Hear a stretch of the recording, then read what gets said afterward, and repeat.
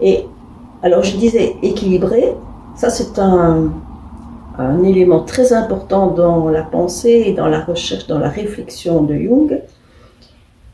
C'est une loi qu'il a observée aussi au fil du temps et qui est ce qu'il appelle la loi de compensation. Et alors il reprend un terme des philosophes grecs, je pense présocratiques, il parle de l'énantiodromie. Enantidromein, ça veut dire aller à l'opposé. Alors ça veut dire quoi? Ça veut dire que peut-être dans la matière en général, dans l'univers en général, mais en tout cas dans la matière psychique, dans la vie psychique, on se rend compte que quand une tendance se développe, donc prend forme, prend de l'ampleur et se développe de plus en plus, elle va s'accompagner du développement de l'énergie, je dirais, contraire. Parce que si je vais toujours dans le même azimut, dans le même axe, sans nuance, nécessairement je vais arriver à un point de rupture, parce que je ne tiendrai pas compte de la totalité des choses. À ce moment-là, l'autre énergie va venir contrer cet axe que je m'étais donné pour rééquilibrer. Et donc, si on applique ça à l'ombre et à la persona, on peut dire que l'ombre vient équilibrer la persona. Donc, il faut vraiment faire un tout des deux, mais en trouvant la formule, je dirais, magique et personnelle. Comment est-ce que je vais associer cet aspect-là et cet autre aspect alors qu'ils paraissent antinomiques et qu'ils sont, oui, même ennemis. Et donc là, il y aura un travail justement de synthèse. Comment est-ce que je vais trouver un troisième terme, ça on en parlera peut-être plus tard parce que c'est tout un sujet, qui va me permettre d'associer deux tendances. Et donc de passer du clivage, donc de la guerre intérieure de soi avec soi-même, à une forme d'harmonie progressive. Un autre élément important dans la vie quotidienne, dans cette notion de compensation, d'équilibrage, ce sont les rêves.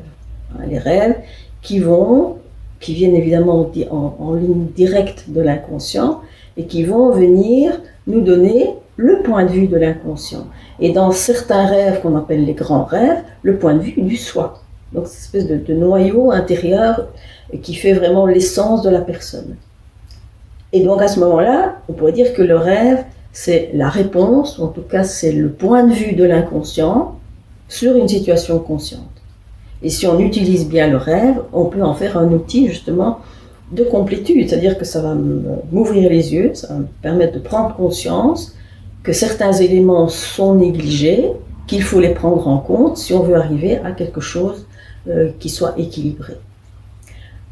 Alors la loi de compensation, Jung, il l'avait perçue, vécue, ressentie, observée, et puis il l'a redécouverte, mais avec un émerveillement dont il parle beaucoup, quand il a fait la rencontre avec la pensée extrême orientale et la pensée précisément du Tao. Donc ça c'était fin des années 20, je crois 1929, où il a eu l'occasion de lire et de préfacer un ouvrage d'un jésuite qui vivait en Chine et qui avait écrit un ouvrage sur le traité du Tao. Donc il s'est rendu compte que tout ce dont il avait eu l'intuition, la préscience, avait déjà été formalisé dans la pensée taoïste.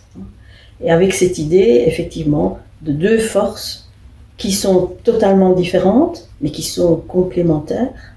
On voit bien le motif, le graphisme du Tao, avec le yin et le yang, et on voit bien cette notion d'énergie différentes mais complémentaires qui, par leur dynamique, finalement, créent la réalité.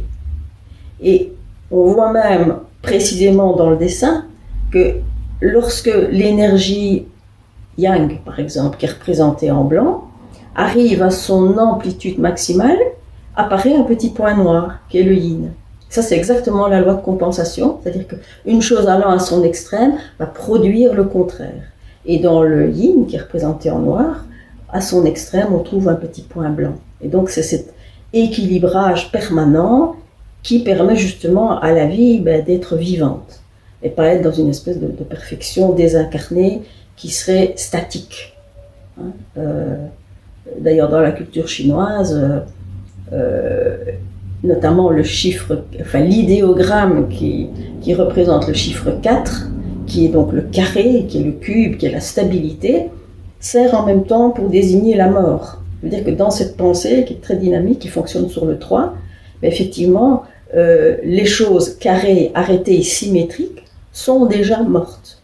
Et pour qu'il y ait une dynamique, il faut toujours cette énergie du 3, c'est-à-dire ce déséquilibre qui arrive à une harmonie, puis qui va progresser de synthèse en synthèse. En fait, le but de l'individuation, c'est d'arriver à la vision la plus globale de soi-même. Évidemment, c'est toujours à continuer et à parfaire.